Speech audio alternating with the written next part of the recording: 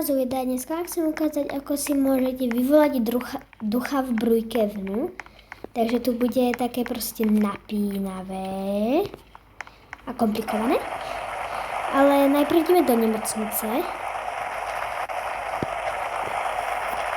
Čak tam to všetci známe, klasika.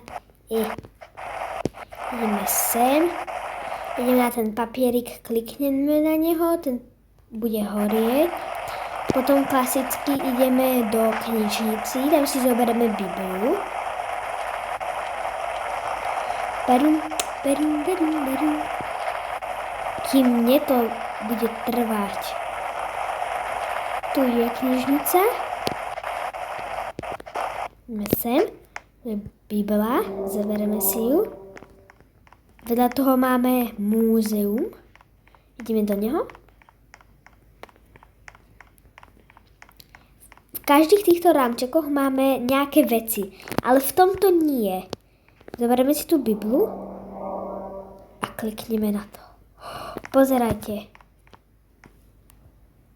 Čo to jako je? Je to hrozne crazy. Vidíte, vyvolali sme ducha. A to je tento týpek. Tento týpek je ten duch. Musíme to ešte jen tak. Vidíte? Teraz tu máme túhle väčšičku a keď to dáme, tak to zmizne. A je tu ten duch. A ten, vidíte, ten duch je tento týpek.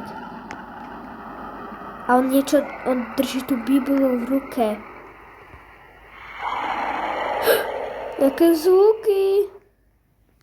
A to bude asi pre dnešok bude všetko. Dúfam, že sa vám video páčilo. A ako vidíte, tohle bolo crazy. Úplne som sa hrozne postrašila z toho. A ako pro mňa to bolo hrozne strašidelné. Čo to ako tady... Tam bol ten duch. Poprvýkrát, jak som to proste skúšala, tak som sa úplne tak zlakla, že čo to je. A to bude asi pre dnešok všetko, takže čaute!